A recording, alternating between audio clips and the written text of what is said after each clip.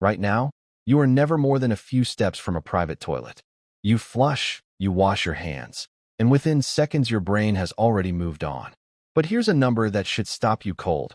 For roughly 300,000 years of human existence, that convenience didn't exist for a single one of your ancestors. Not one. And yet every person who ever lived faced this problem every single day of their life. So how did they solve it?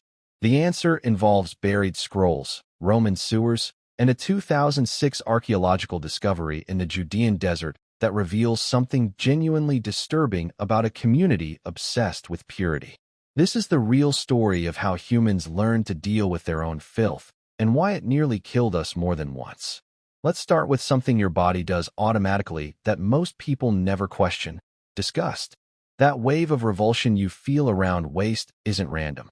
Psychologist Valerie Curtis, who spent years studying disgust at the London School of Hygiene and Tropical Medicine, argued that this emotion evolved as a behavioral immune system. Long before humans understood germs, disgust kept them away from the things most likely to make them sick.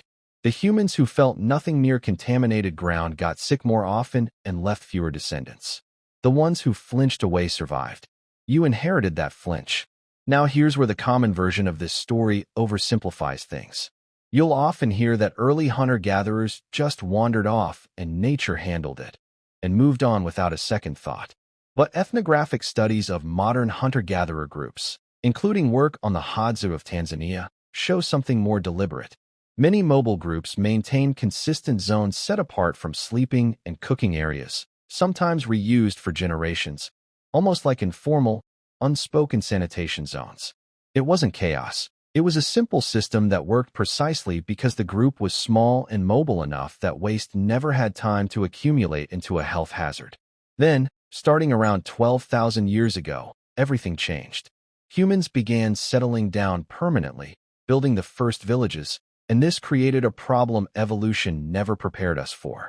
At Catalhuyuk in modern Turkey, one of the world's earliest large farming settlements, archaeologists have found evidence that residents dumped domestic waste, including human waste, into designated open middens between tightly packed houses. It worked, sort of, but it also meant thousands of years of settled humans living closer to their own filth than any species before them. This is where the real engineering story begins. Around 2600 BCE, in the Indus Valley city of Mohenjo-daro, in what is now Pakistan, archaeologists uncovered something remarkable: private toilets built directly into homes, connected to covered brick drains running beneath the streets, carrying waste out of the city. This wasn't one clever household. It was a coordinated, city-wide system, built before the Egyptian pyramids reached their final height. Around the same era, on the wind-battered Orkney Islands off Scotland, the stone village of Scarabray had small chambers built into house walls connected to drains, among the earliest evidence of indoor waste channels in Europe. But the discovery that really reframes this whole story comes from the Dead Sea, from a community called the Essenes at Qumran. The Dead Sea Scrolls, specifically a document known as the War Scroll, contain actual written instructions. Latrines were to be built outside the settlement, roughly 3,000 cubits away, around 1,300 meters, and waste was to be buried, not left exposed. In 2006. Physical anthropologist Joe Zias and colleagues actually excavated the site described in the scrolls and found soil heavily contaminated with ancient parasite eggs, confirming people really did walk that far, every single day, in the desert heat, because their religious purity laws demanded it. That's not folklore. That's the oldest known written sanitation code in human history, obeyed literally. Now let's talk about the Romans, because this is where people always expect the wildest story, and it delivers, though maybe not the way you've heard it. Roman public latrines really did have long stone benches with rows of holes, sometimes 20 seats side by side, with no partitions at all.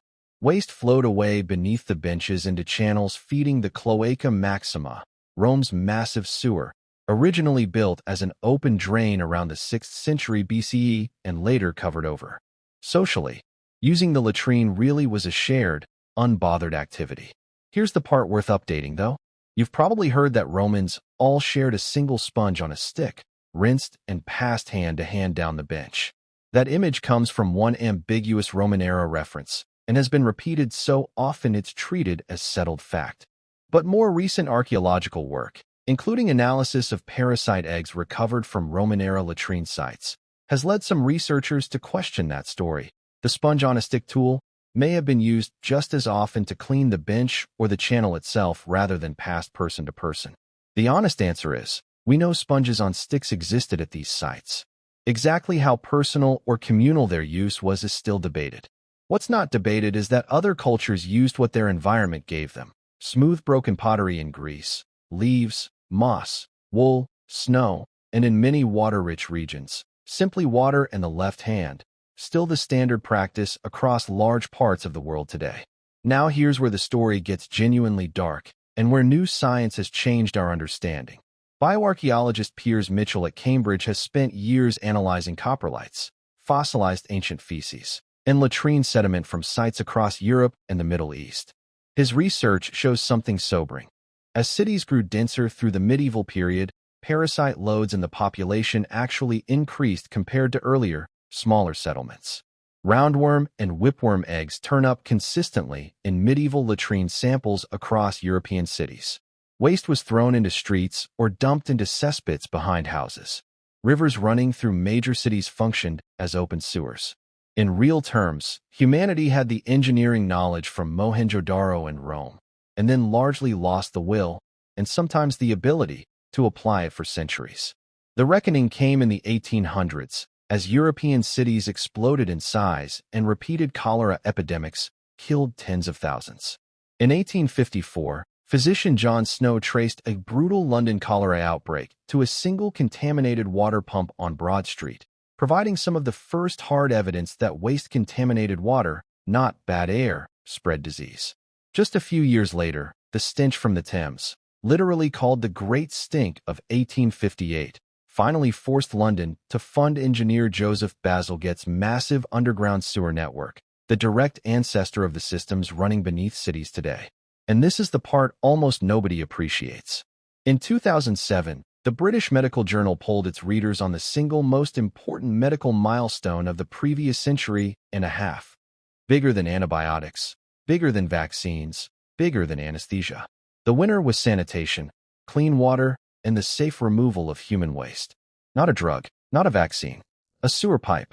It's arguably added more years to human life expectancy than almost anything else our species has ever invented, and it happens entirely out of sight, every single day, without a single thought from you. So the next time you close that door, take 1 second before you forget about it again. You are experiencing something that took your species roughly 300,000 years, one desert religious code, one buried Indus Valley city, one exploded Roman sewer, one dead London pump, and one furious 19th century engineer to finally build. Your ancestors solved this with pottery shards and buried scrolls, with brick drains and desperate cholera-driven politics, carrying disgust as old as the species itself. And they solved it well enough that you get to sit here today, comfortable, safe, and completely unaware it was ever a problem at all. That quiet disappearance, more than any monument, might be the truest measure of what civilization actually built.